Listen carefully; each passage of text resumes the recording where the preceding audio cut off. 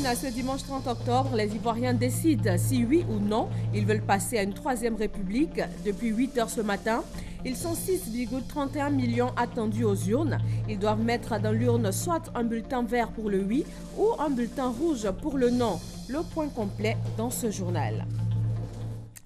Bonjour à tous, bienvenue dans le 13h de ce dimanche.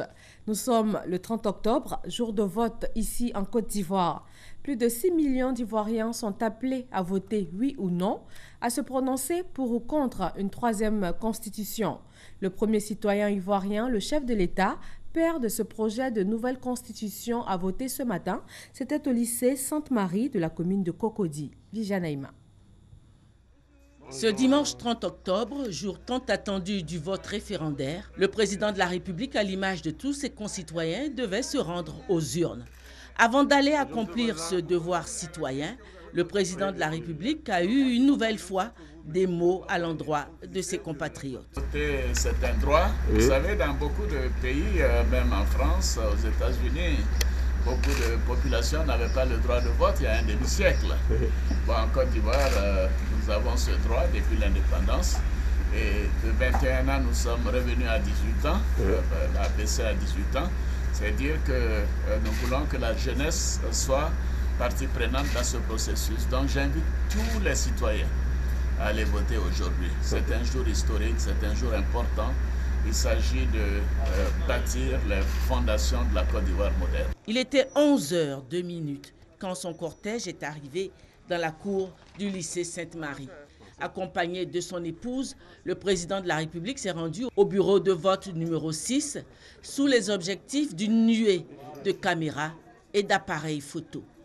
Après s'être soumis aux formalités d'usage, le président de la République a glissé son bulletin de vote, incontestablement le bulletin vert, dans l'urne. Devoir accompli, la presse n'a pu s'empêcher de lui demander ses impressions sur le déroulement en cours du scrutin référendaire. Je lance un appel pour les élections apaisées.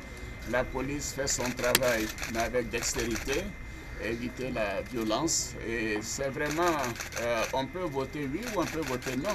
Donc on n'a pas besoin d'aller casser, d'aller mettre des barricades. J'en appelle à la responsabilité et au bon sens. Vous savez, il y a près de 16 000 bureaux de vote. Quand il y a 3 ou 4 endroits où il y a des difficultés, on ne peut pas en faire un souci. Le président de la République a conclu en appelant une nouvelle fois les Ivoiriens à refuser l'indifférence ou le rejet, mais plutôt à se rendre aux urnes pour exprimer leur volonté. La commission électorale indépendante CEI informe la population électorale que les pièces autorisées pour le scrutin référendaire de ce 30 octobre 2016 sont la carte d'électeur ou la carte nationale d'identité. La commission électorale indépendante compte sur l'esprit de civisme et de discipline de tous. Toujours dans la commune de Cocody, c'est là que le Premier ministre ivoirien a voté. Daniel Cablon-Duncan a appelé tous les Ivoiriens à en faire de même. Alexis Ouedraogo. 8 heures ce dimanche, Cocody. Le tour des bureaux de vote nous porte au quartier d'Onga. Ici, une petite queue se forme devant le centre de vote. À l'intérieur, l'on est encore aux installations. Un peu plus loin au Vallon, c'est le centre Tananamanko qui connaît une belle petite ambiance. Le retard lié à l'arrivée des enveloppes n'entache point la volonté de voter. À 9 h, les votants sont reçus, parmi eux des visages connus. Cette nouvelle constitution doit apporter la paix, la stabilité et le progrès pour la Côte d'Ivoire, notamment en corrigeant les éléments conflictuels et confligènes. La constitution donc, de 2000, c'est un élément donc, très important.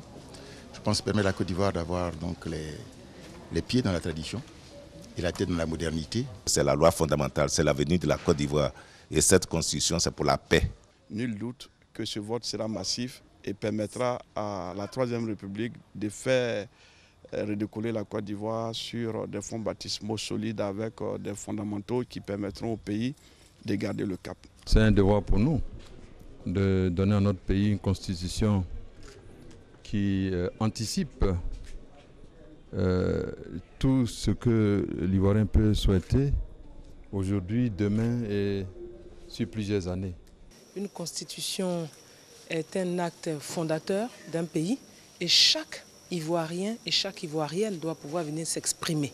Idem au groupe scolaire Les Dauphins des Deux Plateaux, où tout se passe pour le mieux.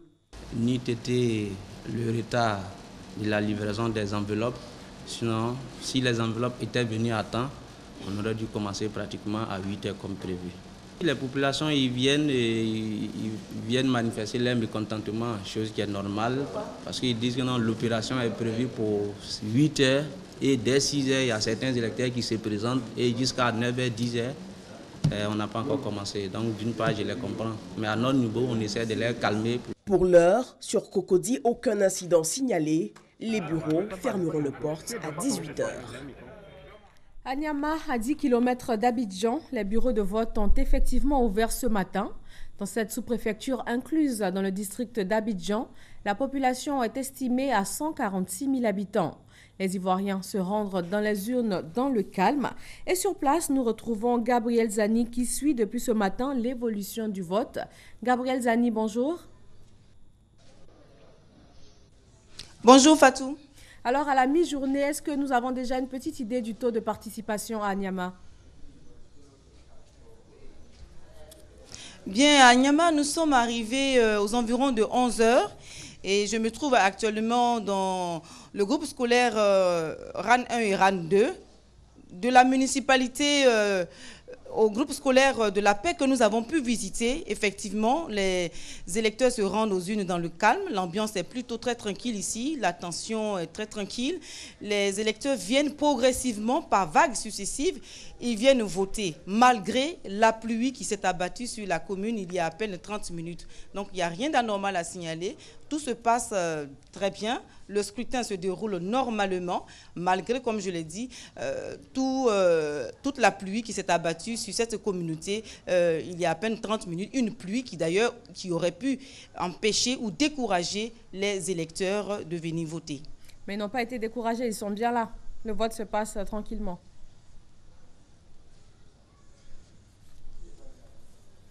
Vous nous entendez, Gabriel Zani? Les électeurs n'ont pas été découragés, non pas du tout. Il y a une grande pluie qui s'est abattue pendant près d'une heure, de 11h30 à 12h30 sur la commune d'Anyama. Mais les électeurs sont ressortis, ils sont dans les bureaux de vote. Nous avons pu visiter, comme je l'ai dit tout à l'heure, le groupe scolaire RAN 1 et RAN 2. Je me trouve actuellement au groupe scolaire RAN 2. Les électeurs arrivent progressivement par vagues successives. Ils viennent accomplir leurs devoirs citoyens. Il n'y a donc rien d'anormal à signaler. Merci à vous, Gabriel Zani, en direct d'Anyama. Nous allons nous déporter sur Yamoussoukro, où notre reporter Abou Sanogo a également pu sillonner quelques bureaux de vote depuis ce matin. Il va nous faire un petit point de la situation sur place. Abou Sanogo, bonjour. Le gouverneur du district de Yamoussoukro est venu accomplir son devoir. Pour une fois, on ne vote pas pour quelqu'un ou pour un parti, on vote pour un pays. On vote pour la paix. Bon, il y en a qui sont contre. Moi, je suis venu voter pour la Côte d'Ivoire. À l'école primaire publique à Djoulakro, à Djoulabougou, les populations sont sorties nombreuses pour se prononcer sur la nouvelle constitution. En tant que citoyen, c'est mon devoir, donc je suis satisfait de l'avoir fait. Et je rentre chez moi tranquillement. Oui, je suis vraiment content. Bon, c'est un droit pour moi de venir voter pour la nouvelle constitution. Voici mon droit, j'ai déjà voté. Il y a longtemps que j'attendais ça. Je suis venu ici, je suis le premier de mon rang. Ah oui, voilà mon droit. Les forces de sécurité et de défense qui ont lancé l'opération Égale Destinée veillent au grain pour que tout se déroule dans le calme. Voilà, c'était plutôt un reportage signé Abou Sanogo, effectivement, à Yamoussoukro. Et nous allons maintenant venir à un témoignage d'un ancien compagnon du premier président de la République de Côte d'Ivoire, Félix Houphouët-Boigny. Il a vu les différentes constitutions du pays et il se prononce aujourd'hui sur le passage à cette troisième constitution. Nous sommes avec M. Cré Félix, qui malgré son âge et un état de santé assez fragile, a tenu à venir accomplir son devoir de citoyen. Nous allons lui demander pourquoi M. Félix vous avez tenu à venir voter pour cette nouvelle constitution. Nous sommes venus voter. Je suis venu voter pour cette nouvelle constitution parce que d'autres me diront que je suis nostalgique, mais au fond, a dit et trace le grand sillon. Les gens viendront pour terminer. Et c'est ce qui est en train de se faire. Il a tracé les grands sillons. Les gens sont en train de terminer. ce qui est en train d'être fait, ce n'est pas pour nous. Ce n'est pas pour nos enfants demain, mais c'est pour nos petits-enfants, arrière-petits-enfants. Donc, il faut préparer un pays. La France n'est pas préparée en 2 jours, en 10 ans. Donc, la Côte d'Ivoire aussi se prépare pour arriver à l'émergence. Et après l'émergence, il faut continuer. Donc, c'est les bases que nous jetons. Ben, c'est dommage. Certains n'ont pas compris et pensent que c'est pour autre chose. Ils ne veulent pas venir voter. Donc, même comme dit la Bible, si nous sommes 2 ou 3, le reste nous suivra. Alors, nous sommes en train de poser les pierres, le chemin qui est tracé par le président Houphouët, et nous allons terminer pour que demain, il y ait la vraie paix. Comme il a toujours fini par terminer ses phrases, la paix n'est pas un vain mot, mais un comportement. Merci beaucoup, M. Félix. Les représentants des partis politiques, des membres de la société civile sont présents dans les bureaux de vote afin de veiller à la transparence de la consultation. Rendons-nous à 105 km au nord d'Abidjan, dans la région de Lamé, la ville d'Adzopé, chef-lieu de commune, où les électeurs continuent d'arriver dans les bureaux de vote. Et même réalité à 31 km de là à Akoupé, avec 109 bureaux de vote ouverts. Nous allons rejoindre Chantal Akandan. Chantal, bonjour. Bonjour Fatou. Alors, vous avez été à Akoupé avant de vous rendre à Adzopé. Quelle est la réalité sur place? À Akoupé, les votes ont démarré à 8 heures précises. Le département d'Akoupé compte 109 bureaux de vote. La plupart de ces bureaux, les électeurs arrivent progressivement. Tout se déroule dans le calme. Les bureaux de vote sont sécurisés par les forces de l'ordre. 42 000 électeurs sont donc attendus pour ce scrutin. Merci Chantal, tout se déroule dans le calme, c'est ce que nous allons retenir et nous diriger maintenant vers Gbéléban pour avoir le point de cette mi-journée de vote. Gbéléban, localité située à 70 km d'Odiéné, région du Kabadougou. Il est 7h45 dans ce lieu de vote à l'EPP Gbéléban 1. Les agents électeurs s'activent. Les dernières dispositions sont prises pour le démarrage du vote. Nous sommes en face d'une population qui est un peu analphabète. Donc avant de commencer, il faut s'adresser comment le scrutin va se dérouler. Le premier électeur est rentré à 8h02. Les premiers électeurs sont donc reçus dans les bureaux de vote suivant les consignes des agents électeurs. Lorsqu'un électeur rentre, nous prenons ses empreintes biométriques. Ensuite, on va à l'émagement, on vérifie son nom sur la liste électorale. S'il y figure, on lui remet les 2 bulletins, il va dans l'isoloir, à son retour, il émage, il met son doigt dans l'encre indélébile et puis c'est fini. C'est un peu le processus. Depuis hier, mon idée est je suis venu voter. C'est ça qui est ma première préoccupation d'abord. J'ai fini, je mets au travail. Dans ce deuxième centre de la localité, ce n'est pas encore l'affluence en ce début de journée. Parmi les premiers votants, on note la présence de certains cadres de la localité. Je suis une fille de Gbéléban et je viens d'accomplir mon acte citoyen pour la constitution de la Troisième République. Je pense que les femmes vont sortir massivement pour venir voter. La ville de Gbéléban enregistre 1343 personnes inscrites sur la liste électorale pour 4 bureaux de vote. Le président du PDCI RDA, Henri Konan Bédié, a lui aussi exercé son droit de vote ce matin. Il ne fait pas mystère de son choix puisqu'il a battu campagne pour le oui. Henri Konan Bédié a voté dans la commune de Cocody. Le reportage est signé Patricia Omouetia. Lycée Sainte-Marie, le décor est planté pour permettre aux populations de se rendre aux urnes pour l'adoption de la nouvelle constitution. Dans le bureau de vote numéro 2 est attendu un citoyen exceptionnel, le président Henri Konan Bédié. 10h35 précise, le couple fait son entrée au sein de l'établissement. Il se dirige vers le bureau de vote numéro 2. À 10h40, le vote du président Bédié est effectif. J'ai simplement exécuté mon devoir de citoyen. Mes impressions sont que nous nous attendons à ce que les populations sortent nombreuses pour voter massivement le oui au référendum. C'est dans cette atmosphère paisible et conviviale que plus de 6 millions d'Ivoiriens sont appelés aux urnes ce dimanche pour l'adoption de la nouvelle constitution. À l'image du président Rikonan Bédié, les populations du Kabadougou sont allées aux urnes ce dimanche matin. Elles se sont présentées tôt le matin dans les différents bureaux de vote. Serge Coléa. Odiéné n'a pas perdu de temps. Ce dimanche 30 octobre, dès 7h30, les électeurs étaient déjà devant les bureaux de vote qui ont ouvert à 8h. Comme pour donner l'exemple aux plus jeunes, les personnes âgées étaient en première ligne. Très important pour nous de voter. Je suis entièrement content de la masse qui se trouve aujourd'hui devant le bureau. Dans les différents centres, les électeurs se succèdent à une cadence régulière. On est arrivé à 8h. On s'est commencé à 8h30. Tout passe bien.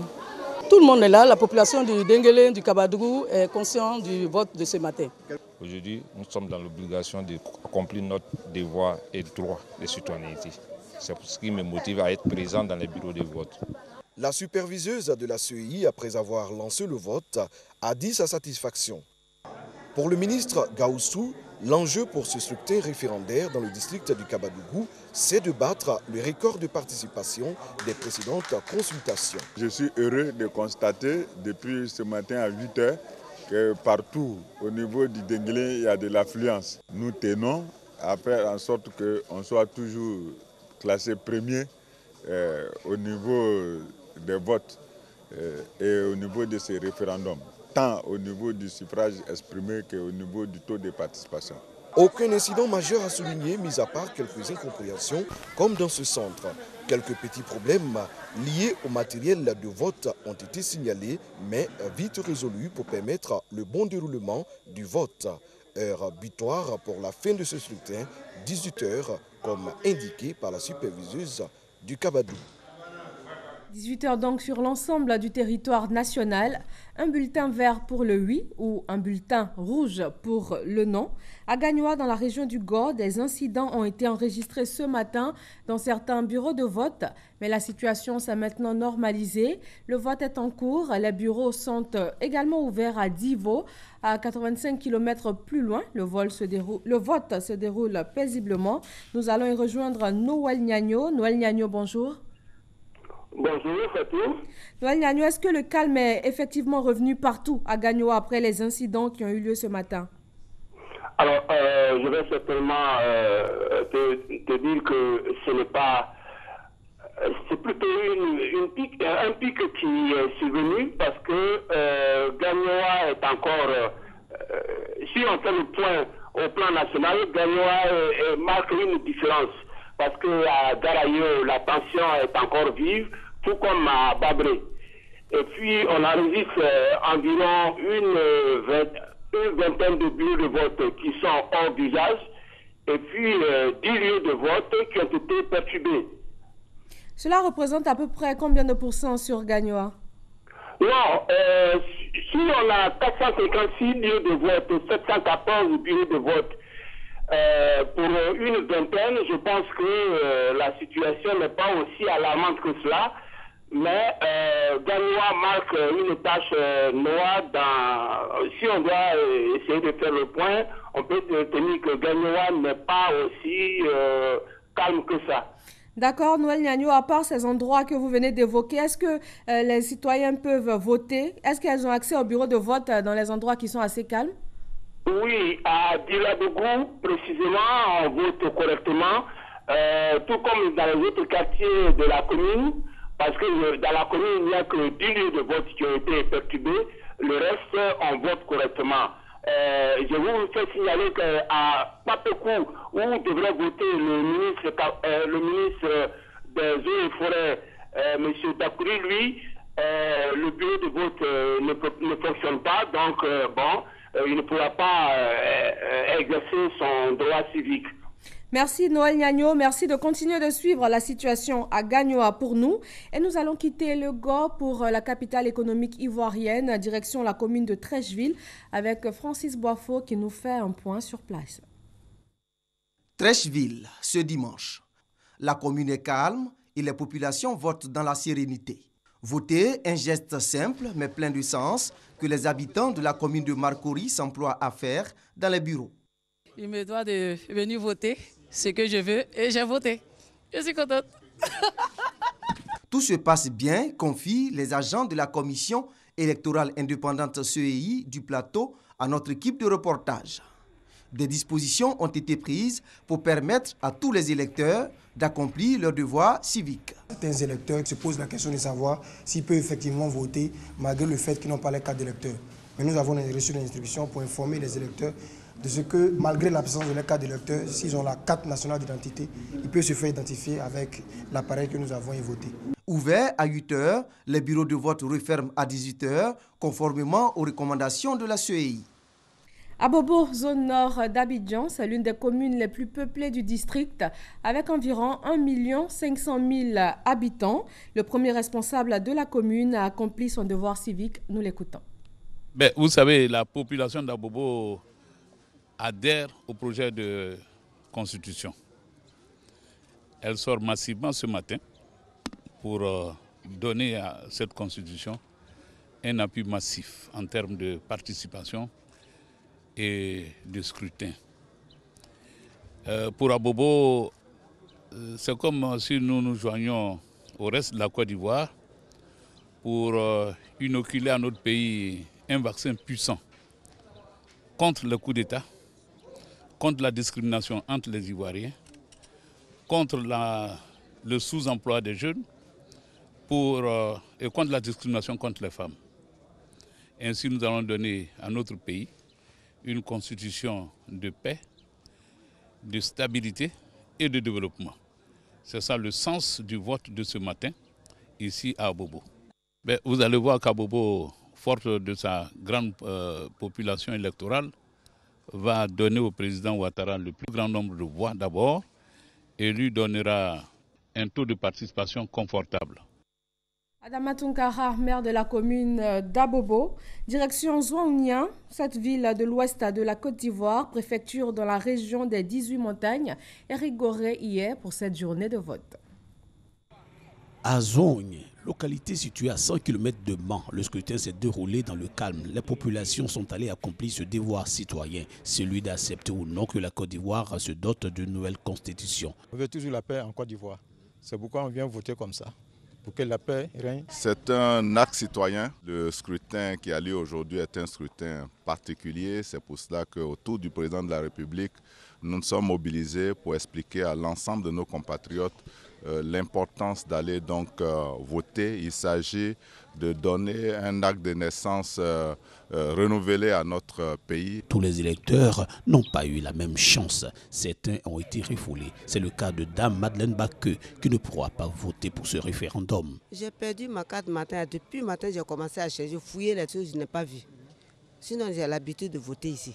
Selon les agents de la CEI, les consignes sont strictes. Elles doivent être respectées. Parce que c'est la transparence de la CEI que cette femme ne peut pas voter ici. Oui. Parce qu'elle n'a ni la carte d'électeur, ni la carte d'identité. Même si son nom est inscrit dans le listing, elle ne pourra pas voter. Ce sont plus de 50 000 électeurs attendus aux urnes dans la commune de Zouangnian.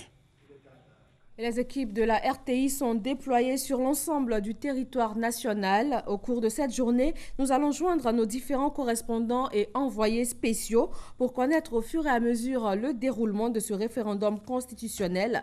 Une édition spéciale vous sera proposée tout à l'heure à 15 h sur RTI 1. Parlons maintenant de gestion de l'état civil. Pour les Ivoiriens nés à l'étranger, les diplomates sont formés sur la question. Herman Niamia. La gestion de l'état civil des Ivoiriens nés à l'étranger préoccupe le ministère des Affaires étrangères. Selon le ministère, si cette question est mal gérée, elle peut occasionner des risques d'apatridie. C'est donc pour éviter d'éventuelles situations désagréables que cet atelier est organisé à l'intention des diplomates ivoiriens afin de leur donner les outils juridiques nécessaires pour mener à bien leur mission. Nous avons un volet important, le consulaire à l'étranger, la protection des Ivoiriens. Et l'état civil est une source de protection. Parce que quand nos enfants naissent, il faut les déclarer. Quand quelqu'un meurt à l'étranger, il faut les déclarer. Quand quelqu'un célèbre un mariage, il faut le signifier. Tous ces actes doivent être consignés. Et parfois, ce n'est pas bien fait ou bien les textes ne sont pas connus.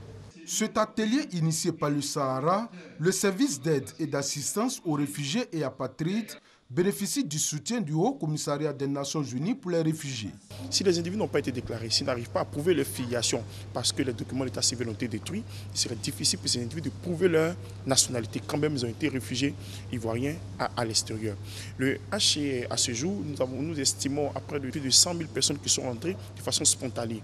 Et le plaidoyer que nous menons auprès du gouvernement ivoirien, c'est de revoir une disposition de la loi sur l'état civil des Ivoiriens de l'étranger afin de permettre la réinscription ou la prise en compte des personnes rapatriées alors même qu'on n'a pas pris le temps de se rapprocher des autorités consulaires déjà pendant l'asile.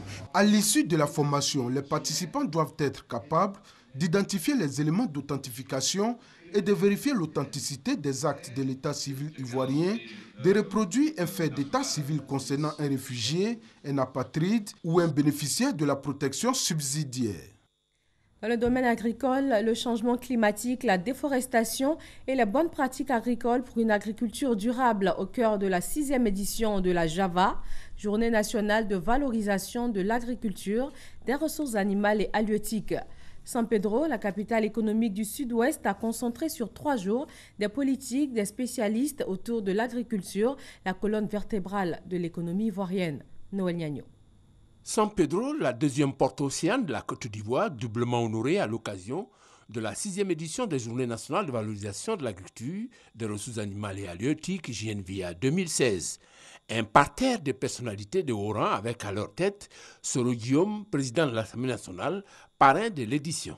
L'autre composant de cet honneur fait à San Pedro la mobilisation du monde agricole dans toute sa diversité. Défilé des acteurs de l'agriculture, panel sur l'agriculture africaine face aux défis de l'environnement et du développement durable. Thème de cette édition. Exposition de produits agricoles, mais aussi des moyens de modernisation de l'activité agricole ont ponctué ces 72 heures pour donner davantage de visibilité aux actions menées pour la durabilité de l'agriculture ivoirienne. JNVA 2016 se veut un hymne aux bonnes pratiques agricoles, à une agriculture éco-citoyenne, voire éco-responsable. Il faut former les acteurs afin de leur donner les outils et les moyens de compétir avec leurs pairs qui sont sous d'autres cieux. Dans cette optique, le gouvernement ivoirien a souligné son engagement. Les journées de valorisation de l'agriculture, des ressources animales et halieutiques s'inscrivent dans le cadre de la nouvelle politique de développement durable axée sur l'élimination de la pauvreté sous toutes ses formes, l'amélioration de la nutrition et la promotion d'une agriculture durable prenant en compte la lutte contre les changements climatiques et leurs effets. Autre action à mener, la sensibilisation tout azimut du monde paysan. La question de la déforestation est une question importante. Et l'intérêt de cette manifestation, c'est justement que vous puissiez aller sensibiliser les populations dans les villages, dans les hameaux, dans les campements. Comme pour joindre l'acte à la parole, les autorités ont procédé à une opération de planting d'arbres. Après la visite des stands, moment de convivialité entre exposants et personnalités venus marquer ce rendez-vous de la valorisation de l'agriculture ivoirienne. À Nibilekro, dans l'indénié joie blanc, c'est l'artisanat qui est perçu comme le moteur de développement de toute la région. Mamadou Kouachi. L'artisanat constitue 70% des activités du département d'Anibilekro. Mais ce secteur qui contribue au développement du département depuis quelques années rencontre d'énormes difficultés liées essentiellement au manque de matériel, de sites de travail et surtout de manque de la politique de commercialisation des fruits de leur labeur.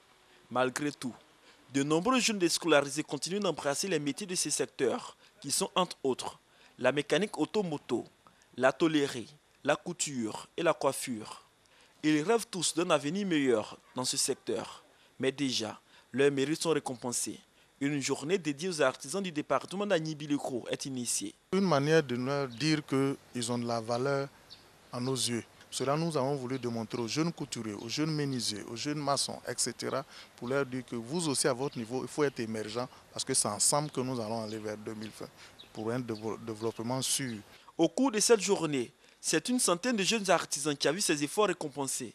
Des diplômes d'honneur remis à chacun de ces jeunes qui se sont tous engagés à fournir plus d'efforts pour la qualité du travail. Je me sens à l'aise avec mon métier, j'ai été honoré aujourd'hui, qui me donne le courage encore de continuer.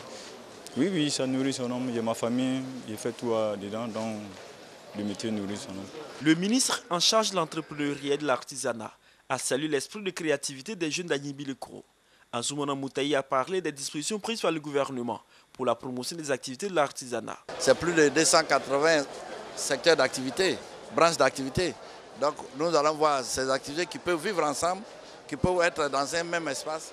Nous allons pouvoir donc les mettre dans cet espace. Mais c'est surtout les infrastructures de promotion et de formation, de recyclage de ces artisans qui est le plus important. Parce que ceux qui exercent déjà ont un savoir-faire. Et nous savons aussi, ici aussi, il y a beaucoup de nos jeunes frères, de nos jeunes sœurs qui ont embrassé beaucoup de secteurs d'activité dans le domaine de la transformation de nos matières premières. Et ça, nous devons les accompagner. Le ministre Pascal Kokou Abina et Siamou Foufana, tous les cadres du département d'Agnibi-le-Cros, ont aussi félicité les jeunes pour leur engagement dans l'entrepreneuriat. Ils s'engagent à les soutenir afin de sortir la pauvreté de la région de l'Indénié-Guablé. Nous sommes disposés à l'accompagner, à lui trouver des sites comme il le souhaite pour pouvoir installer nos artisans aussi bien à Agnibi-le-Cros qu'à Bangourou et à Bétier. Avant la création de ce centre artisanal, un fonds sera alloué aux jeunes de la région afin de renforcer davantage leurs différentes activités. Revenons pour terminer sur ce communiqué de la Commission électorale indépendante CEI qui informe la population électorale que les pièces autorisées pour le scrutin référendaire de ce 30 octobre 2016 sont la carte d'électeur ou encore la carte nationale d'identité. Merci de rester avec nous sur RTI 1. Nous allons bien sûr suivre tout au long de la journée le référendum constitutionnel en cours ce dimanche sur le sol ivoirien.